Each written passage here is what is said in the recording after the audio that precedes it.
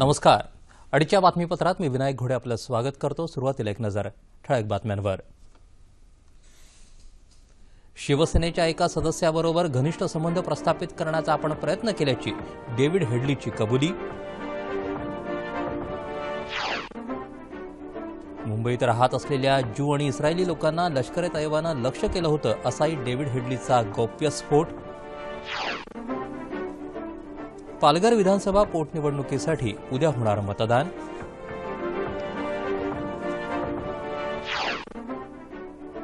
National Herald प्रकरणी सोनिया आणि राहुल गांधी यांना सुनावणी दरम्यान गैरहजर राहण्याची सर्वोच्च न्यायालयाची परवानगी. सोलापूरजवळ रेल्वे रूळ ओलांडणाऱ्या 5 जणांचा मृत्यू.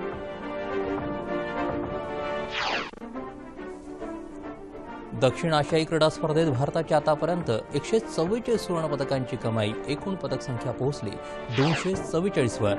आणि भारत श्रीलंकेदरम्यान आज रांची इथं 20 षटकांचा दुसरा क्रिकेट सामना रंगणार. नमस्कार. आता बातम्या विस्तारानं पाहूयात. शिवसेनेच्या एका सदस्याबरोबर घनिष्ठ संबंध प्रस्थापित करण्याचा आपण प्रयत्न केल्याची कबुली पाकिस्तानी अमेरिकन दहशतवादी डेव्हिड हेडली यानं दिली आहे. 26/11च्या मुंबई हल्ल्यासंदर्भात हेडलीचा माफीचा साक्षीदार असून अमेरिकेहून व्हिडिओ कॉन्फरन्सिंगद्वारे मुंबईतल्या विशेष न्यायालयापुढे त्याची साक्ष सध्या सुरू आहे. त्या दरम्यान त्यानं ही कबुली दिली. भविष्यात मुंबईतल्या शिवसेना भवनावर हल्ला करण्यात किंवा शिवसेना प्रमुख दिवंगत बाळासाहेब ठाकरे यांची हत्या करण्यात लष्कर ए तैयबाला रस असेल असं वाटल्यानं 2006-07 मध्ये दादर इथल्या शिवसेना भवनात राजाराम रेगे यांना भेटल्याचा दावा हेडलीनं केला आहे. मुंबईत कोणाकोणाबरोबर मित्रत्वाचे संबंध जोडण्याचा प्रयत्न केला होता या विशेष सरकारी वकील उज्ज्वल निकम यांच्या प्रश्नाला उत्तर देताना हेडलीनं हा तपशील दिलाय. 2006-07 मध्ये दक्षिण मुंबईतल्या मोक्ष जिममध्ये जाऊन त्या जिमचे विलास वारके यांच्याशी तसंच त्यांचे मित्र राहुल भट यांच्याशी मैत्री जोडल्याची कबुली हेडलीनं दिली. विलासमार्फत राहुलची भेट घेतली. राहुलचे वडील महेश भट चित्रपट व्यावसायिक असल्याचंही त्यानं सांगितलं. 26/11च्या मुंबई दहशतवादी हल्ल्यापूर्वी मुंबई विमानतळ, कफ परेड, वरळी तसंच गेटवे ऑफ इंडियाची रेकी केल्याचंही हेडली यानं सांगितलं. 26/11च्या दहशतवादी हल्ल्यातील ठिकाणांमध्ये मुंबई विमानतळाचा समावेश न केल्याबद्दल लष्कर ए तैयबा ही अतिरेकी संघटना नाखुश होती अशी माहिती त्यानं दिली. मुंबईतील नौदलाच्या तळाचं तसंच भाभा अणुसंशोधन केंद्राची रेकी करण्याची सूचनाही मेजर इक्बालनं दिली होती. मात्र या ठिकाणी कडक सुरक्षा व्यवस्था असल्यानं इथं हल्ला करायची योजना बारगळल्याचं हेडली म्हणाला. आपण सिद्धिविनायक मंदिराचीही रेकी केली होती. तसंच दहशतवाद्यांची ओळख लपवण्यासाठी या मंदिरातून 10-12 गंडेही घेतले होते असा गौप्यस्फोट हेडलीनं केला. छाबड हाऊस या आंतरराष्ट्रीय ठिकाणी ज्यू आणि इस्रायली लोक राहत असत आणि त्यामुळेच लष्कर ए तैयबानं हल्ल्यासाठी हे लक्ष्य निश्चित केलं होतं अशी माहिती हेडलीनं दिली. शहीद हनुमंतप्पा यांना आज कर्नाटकमधल्या बेतालूर या त्यांच्या मूळ गावी शोकाकुल वातावरणात अखेरचा निरोप देण्यात येत आहे. हनुमंतप्पा यांच्या पार्थिवावर लष्करी इतमामात अंत्यसंस्कार करण्यात येत असून देशाच्या या वीरपुत्राचं अखेरचं दर्शन घेण्यासाठी जनसागर उसळला असून हनुमंतप्पा अमर रहे या घोषणांनी आसमंत दुमदुमला आहे. काल रात्री त्यांचं पार्थिव हुबळी विमानतळावर आणण्यात आलं. कर्नाटकचे मुख्यमंत्री सिद्धरामय्या यांनी यावेळी हनुमंतप्पा यांना आदरांजली अर्पण केली.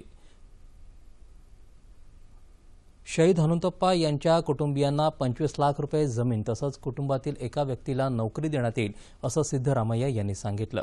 सियाचीन इथं झालेल्या हिमवादळातून हनुमंतप्पा आश्चर्यकारकरित्या बचावले होते. मात्र नवी दिल्लीतल्या लष्करी रुग्णालयात त्यांची मृत्यूशी झुंज अपयशी ठरल्यानं संपूर्ण देश हळहळला.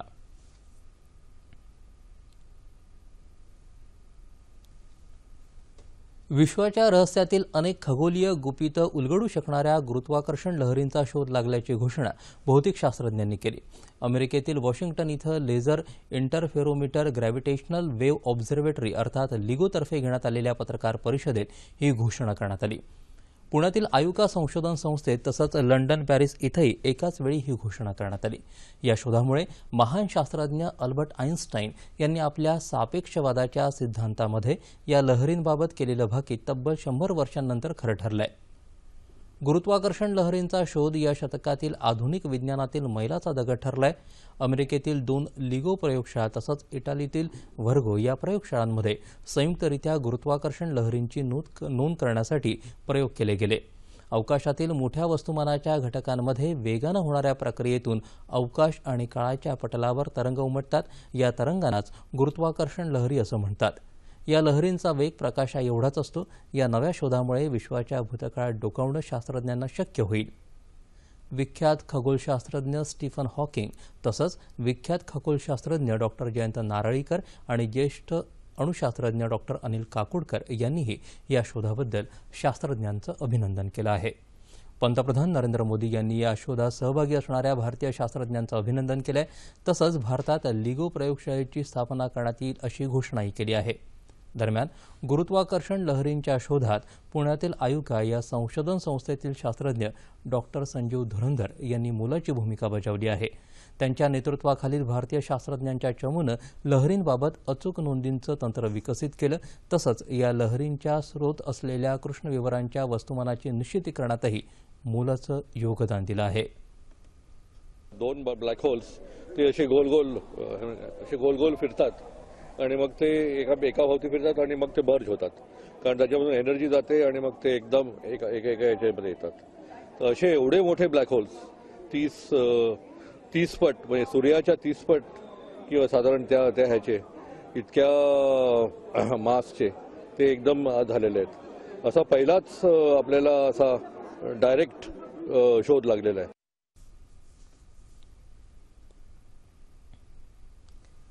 पालघर विधानसभा पोटनिवडणुकीसाठी उद्या मतदान होत असून शिवसेनेचे कृष्णा घोडा यांच्या निधनामुळे रिक्त झालेल्या या जागेसाठी एकूण 5 उमेदवार रिंगणात आहेत. या निवडणुकीसाठीच्या प्रचाराची रणधुमाळी समाप्त झाली. गेल्याच वेळी शिवसेना, राष्ट्रवादी काँग्रेस, भाजपा, काँग्रेस, बहुजन विकास आघाडी आणि मार्क्सवादी कम्युनिस्ट पार्टी अशी षटकोनी लढत झाली होती. त्या शिवसेनेचे कृष्णा घोडा यांनी काँग्रेसच्या राजेंद्र गावित यांच्यावर अवघ्या 515 मतांनी विजय मिळवला होता. यावेळी मात्र चौरंगी लढत होत असून शिवसेना भाजपा युतीचे अमित घोडा, दोन्ही काँग्रेस आघाडीचे राजेंद्र गावित, मार्क्सवादी कम्युनिस्ट पार्टीचे चंद्रकांत वरठा आणि बहुजन विकास आघाडीच्या मनीषा निमकर अशी लढत होणार आहे. 13 तारखेला होणाऱ्या मतदानासाठी एकूण 2,47,596 मतदार मतदान करणार आहेत. नॅशनल हेरॉल्ड प्रकरणी काँग्रेस अध्यक्ष सोनिया गांधी आणि उपाध्यक्ष राहुल गांधी यांना सुनावणी दरम्यान व्यक्तिशः उपस्थित राहण्यातून सर्वोच्च न्यायालयानं आज सूट दिली. सत्र न्यायालयात या खटल्याचं कामकाज सुरूच राहील आणि आरोप निश्चितीच्या वेळी सर्व आरोपी आपली हरकत उपस्थित करू शकतात असंही न्यायालयानं स्पष्ट केलं आहे. सोनिया आणि राहुल गांधी यांची व्यक्तिशः उपस्थिती सत्र न्यायालयाच्या न्यायाधीशांना आवश्यक भासल्यास तो पर्यायही न्यायालयानं खुला ठेवला आहे. मेक इन इंडियाच्या माध्यमातून भारताला विविध क्षेत्रात जागतिक स्तरावर आपला ठसा उमटवण्याची उत्तम संधी आहे असं मत भारतीय अणुसंशोधन आयोगाचे माजी सल्लागार आणि भाभा अणुसंशोधन केंद्राचे वरिष्ठ शास्त्रज्ञ डॉक्टर जतेंद्र याखमी यांनी व्यक्त केलं. मेक इन इंडिया अभियानात नवीकरणीय ऊर्जेची महत्त्वाची भूमिका या विषयावर कोल्हापूर इथं राष्ट्रीय परिषदेचं आयोजन करण्यात आलंय. आज या परिषदेचं उद्घाटन झालं, त्यानंतर ते बोलत होते. वाढत्या प्रदूषणामुळे पर्यावरणाचा ऱ्हास होतोय. हा ऱ्हास थांबवण्यासाठी अपारंपरिक ऊर्जा स्रोताशिवाय पर्याय नसल्याचं डी.वाय. पाटील विद्यापीठाचे कुलगुरू डॉक्टर एस.एच. पवार यांनी आपल्या बीजभाषणात म्हटलं. 2 दिवस चालणाऱ्या या परिषदेत देशभरातील सुमारे 300हून अधिक संशोधक आणि विद्यार्थी सहभागी झाले आहेत. येत्या 13 फेब्रुवारीपासून सुरू होणाऱ्या मेक इन इंडिया सप्ताहातील कोणत्याही कार्यक्रमाला शिवसेना पक्षप्रमुख उद्धव ठाकरे यांना निमंत्रित केलं नसल्याचं पीटीआयच्या बातमीत म्हटलंय.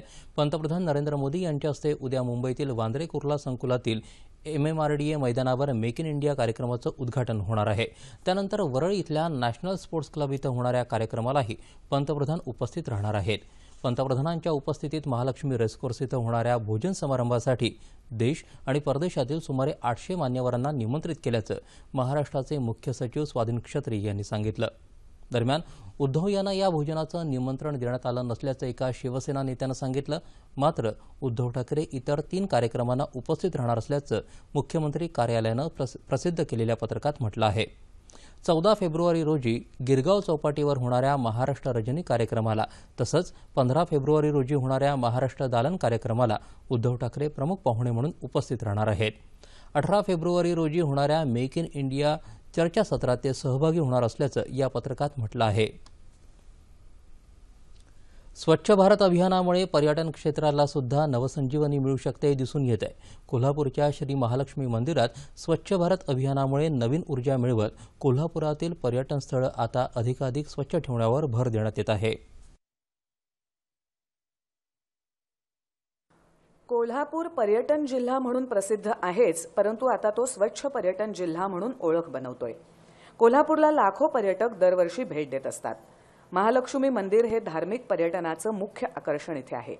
शिरोळ तालुक्यातील श्री क्षेत्र नृसिंहवाडी सुद्धा धार्मिक पर्यटनाच्या बाबतीत अग्रेसर आहे. ऐतिहासिक पर्यटन स्थळांमध्ये छत्रपती शिवरायांच्या पदस्पर्शानं पुनीत झालेला पन्हाळगड आघाडीवर आहे आणि कोल्हापूर शहरातील ऐतिहासिक रंकाळा तलाव तर लोकप्रिय आहेच. या सर्व ठिकाणी आता स्वच्छ भारत अभियानानं एक नवीन ऊर्जा निर्माण केली आहे. महालक्ष्मी मंदिर परिसरामध्ये रोजच्या रोज सतत आता स्वच्छता करण्यात येते. मंदिराच्या स्वतःच्या यंत्रणेबरोबरच खासगी कंपन्या आणि स्वयंसेवी संस्थांचा सहभागही उत्स्फूर्तपणे इथे मिळतोय. भाविकांनी सुद्धा महालक्ष्मी मंदिर परिसरातील स्वच्छतेबद्दल आता समाधान व्यक्त केलंय आणि स्वच्छ भारत अभियानाचं हे फळ असून त्यामुळे इथलं वातावरण प्रसन्न झालं असल्याचं भाविक सांगतायत. की यापूर्वी स्वच्छता अशी असायची नाही, की काही गोष्टी कमतरता याच्यात होत्या मंदिरात. पण इथून पुढे जे मोदी सरकार आलं आणि स्वच्छता अभियान जे प्रत्येक जनमनात जागृती केली आहे त्याचा परिणाम आता इथे दिसतोय. खूप चांगला आहे. प्रत्येक आवार स्वच्छ केले जाते. प्रत्येक मंदिर, प्रत्येक गाभारा, बरीच मंदिरे आहेत देवांची, ते स्वच्छता अगदी अप्रतिम आहे. कोल्हापूर जिल्ह्यातलं धार्मिक, ऐतिहासिक आणि कृषी पर्यटन आता स्वच्छ पर्यटन होत चाललंय. राज्य दुष्काळमुक्त करण्याच्या दृष्टीनं शासनानं जलयुक्त शिवार अभियान हाती घेतलं. या अभियानामुळे जलसिंचन वाढलं आणि पाण्याची पातळीही वाढली. औरंगाबादमध्ये इस्रायलचे राजदूत डेव्हिड अकाव यांनी त्यांच्या शिष्टमंडळानं जलयुक्त शिवार योजनेच्या कामांची पाहणी केली तेव्हा त्यांनी हे मत व्यक्त केलं. भारत आणि इस्रायल यांचे संबंध अधिक दृढ होत असून भविष्यात या दोन्ही देशांना विकासाच्या अनेक संधी उपलब्ध असल्याचं ते म्हणाले. त्यांनी ग्रामस्थांशी संवादही साधला. नदीतून शेतीला पाणी कसं वळवावं आणि कमीत कमी पाण्यात जास्तीत जास्त पीक कसं घ्यावं याकरता इस्रायलची पद्धत अंगीकारावी लागेल असं मत राज्याच्या ग्रामविकास आणि जलसंधारण मंत्री पंकजा मुंडे यांनी यावेळी व्यक्त केलं.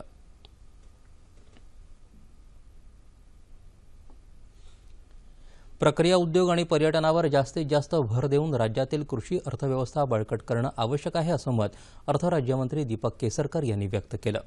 दापोली कृषी विद्यापीठ आणि Maharashtra society of agricultural economics यांच्या वतीनं रत्नागिरी इथं कृषी अर्थशास्त्र परिषदेचं आयोजन करण्यात आलं आहे. त्या परिषदेत ते आज बोलत होते. नैसर्गिक स्रोतांच्या योग्य वापराबरोबर आधुनिक यंत्रसामग्रीचा जास्तीत जास्त वापर करून उत्पादन खर्च कमी केला तर अर्थव्यवस्थेच्या बळकटीकरणासाठी उपयोग होईल असं ते म्हणाले. ग्रामीण पर्यटनातून शेतकऱ्यांचा विकास करण्यासाठी राज्य सरकारनं ग्रामीण पर्यटन योजना राबवायला सुरुवात केली आहे. प्रक्रिया उद्योगांसाठी विशेष योजना राबवत आहोत. त्यामुळे येत्या काळात शेतीची स्थिती सुधारायला मदत होईल असंही केसरकर म्हणाले. धुळे शहरातील नागरिकांना पाणी, स्वच्छता, रस्ते, शौचालय, बस सेवा यासारख्या मूलभूत सेवा चांगल्या पद्धतीनं मिळत नाहीत. याच्या निषेधार्थ भारतीय जनता पार्टीच्या वतीनं धुळ्यात महानगरपालिकेवर धडक मोर्चा काढण्यात आला. सध्या धुळेकरांना 4 ते 5 दिवसांनी एकदा पाणीपुरवठा केला जातो.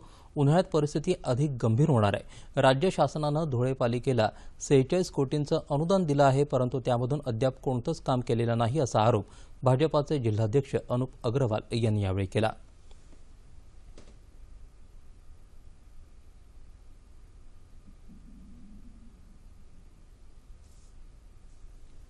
निसर्गाचा लहरीपणा आणि अन्य परिस्थितीमुळे पारंपरिक शेतीत पुरेसं उत्पन्न घेता येत नसेल तर नवीन पिकांच्या प्रयोगातूनही चांगलं उत्पन्न कमवता येऊ शकतं हे दाखवून दिलं आहे वाशिम जिल्ह्यातल्या व्याड इथले शेतकरी जगन्नाथ बोरकर यांनी.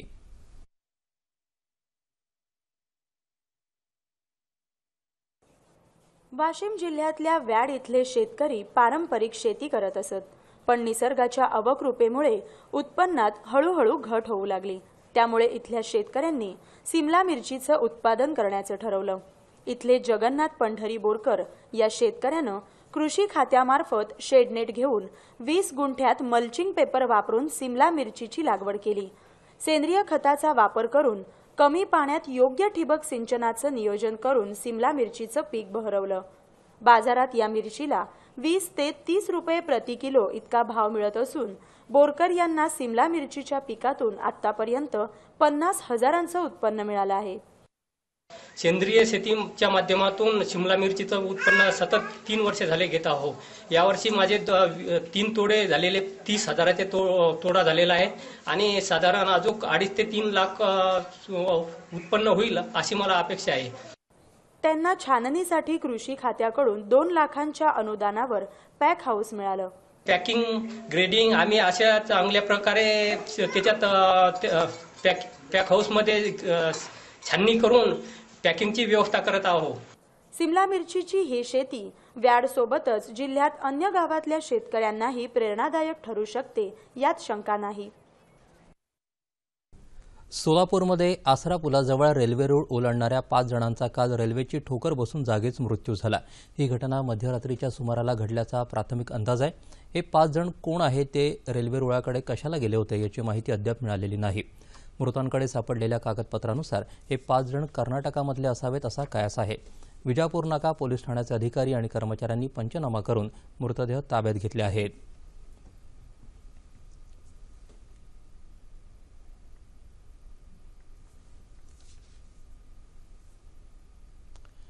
महिलांनी स्वतःला सिद्ध करण्यासाठी स्वसंवाद साधण्याची आवश्यकता असल्याचं प्रतिपादन डॉक्टर रूपा कुलकर्णी यांनी अमरावती इथं केलं. जागतिक महिला परिषदेच्या उद्घाटन प्रसंगी शोध स्वतःचा या विषयावर त्या बोलत होत्या. विदर्भ युथ वेलफेअर सोसायटीच्या सुवर्णमहोत्सवी वर्षानिमित्त या महिला परिषदेचं आयोजन करण्यात आलंय. या परिषदेमध्ये प्रसारमाध्यमं आणि स्त्री, बदलतं सामाजिक वास्तव आणि स्त्रियांचे प्रश्न या विषयावर चर्चा करण्यात आली.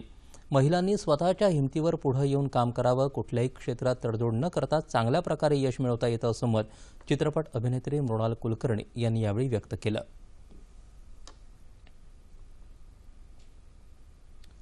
विस्तारणाऱ्या शहरांसमोर असतात अनेक समस्या. टनावारी निर्माण होणाऱ्या कचऱ्याचं काय करायचं ही त्यातलीच एक. मात्र समस्येवर उपाय असतोच हे लक्षात घेऊन पनवेल नगर परिषदेनं कचऱ्यापासून खत निर्मिती प्रकल्प सुरू केला आहे.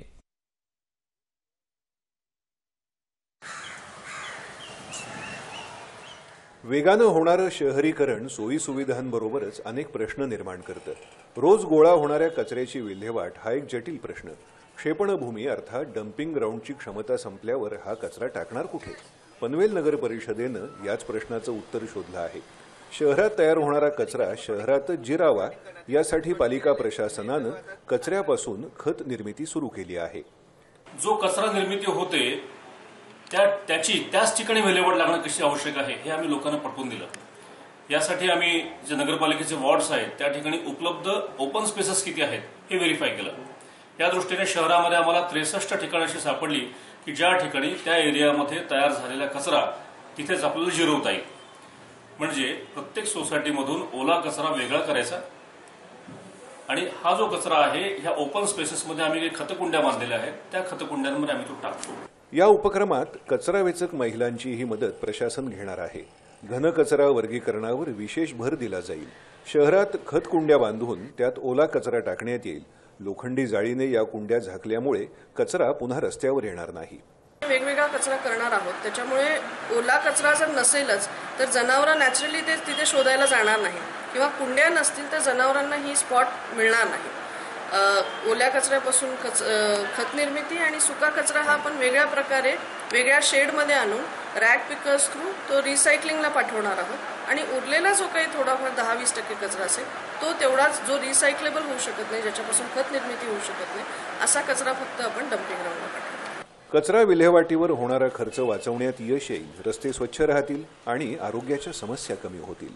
पनवेल नगर परिषद प्रशासनानं शहर स्वच्छ ठेवण्यासाठी सुरू केला आहे कचऱ्यापासून खत निर्मितीचा प्रकल्प. आता नागरिकांनी सक्रिय सहकार्य करून हा प्रकल्प यशस्वी करायचा आहे. आज वसंत पंचमी. आजच्या दिवशी सरस्वती देवीची पूजा केली जाते. ज्ञान, संगीत, कला, विज्ञान आणि शिल्पकलेचं सरस्वती हे प्रतिकात्मक रूप मानलं जातं. काही भागात लहान मुलांना आजच्या दिवशी पहिलं अक्षर गिरवायला शिकवतात. तसंच विद्यारंभ करण्यासाठी आजचा दिवस शुभ मानला जातो. त्याचबरोबर आज अनेक शुभ कार्यालाही प्रारंभ केला जातो. पंतप्रधान नरेंद्र मोदी यांनी देशवासियांना वसंत पंचमीच्या शुभेच्छा दिल्या आहेत.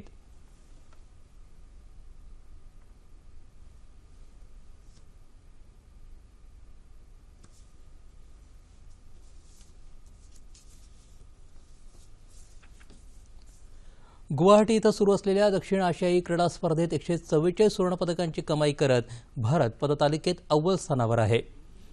19 रौप्य 21 कांस्य पदकांसह भारतानं आतापर्यंत 244 पदकांची कमाई केली आहे. नेमबाजीमध्ये नीरज कुमारनं सुवर्णपदक मिळवलं तर नीरज कुमार, गुरप्रीत सिंग, महेंद्र सिंग या त्रिकुटानंही सांघिक प्रकारात सुवर्णपदकांची कमाई केली. पुरुष हॉकी स्पर्धेच्या अंतिम सामन्यात आज भारत आणि पाकिस्तान हे पारंपरिक प्रतिस्पर्धी विजेतेपदासाठी झुंज देतील.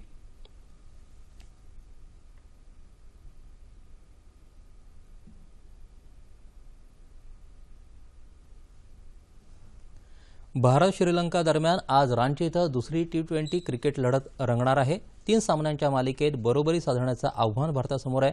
कर्णधार महेंद्रसिंग धोनीच्या घरच्या मैदानावर सामना होत असल्यानं भारतीय संघ अव्वल कामगिरी करेल अशी अपेक्षा आहे. पुणे इथल्या पहिल्या T20 सामन्याचं नवोदितांचा भरणा असलेल्या श्रीलंका संघाकडून भारताला पराभव पत्करावा लागला होता. रांचीतली खेळपट्टी फलंदाजीला अनुकूल ठरेल असा अंदाज आहे. भारतीय संघात रोहित शर्मा, शिखर धवन, अजिंक्य रहाणे, सुरेश रैना, महेंद्रसिंग धोनी, युवराज सिंग आणि रवींद्र जडेजा यासारखे धुरंधर फलंदाज आहेत. त्यामुळे या सामन्यात फटक्यांची आतषबाजी पाहायला मिळेल अशी अपेक्षा आहे. रांची इथल्या मैदानावर ही पहिलीच आंतरराष्ट्रीय T20 लढत होत आहे. आता जाणून घेऊयात हवामानाची स्थिती. येत्या 36 तासात संपूर्ण राज्यात हवामान कोरडं राहण्याची शक्यता हवामानशास्त्र विभागानं वर्तवली आहे. पाहूया ठळक बातम्या पुन्हा एकदा. शिवसेनेच्या एका सदस्याबरोबर घनिष्ठ संबंध प्रस्थापित करण्याचा आपण प्रयत्न केल्याची डेव्हिड हेडलीची कबुली.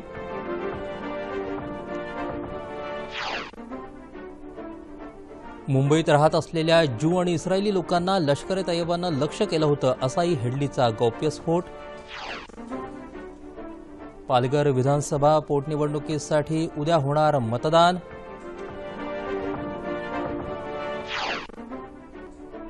नॅशनल हेरॉल्ड प्रकरणी सोनी आणि राहुल गांधी यांना सुनावणी दरम्यान गैरहजर राहण्याची सर्वोच्च न्यायालयाची परवानगी. सोलापूर जवळ रेल्वे रूळ ओलांडणाऱ्या 5 जणांचा मृत्यू. दक्षिण आशियाई क्रीडा स्पर्धेत भारताची आतापर्यंत 144 सुवर्णपदकांची कमाई, एकूण पदक संख्या पोहोचली 244 वर. आणि भारत श्रीलंकेदरम्यान आज रांची इथं 20 षटकांचा दुसरा क्रिकेट सामना रंगणार. याबरोबरच हे बातमीपत्र संपलं. पुन्हा भेटूया संध्याकाळी 5 वाजता आपल्या सह्याद्री वाहिनीवर.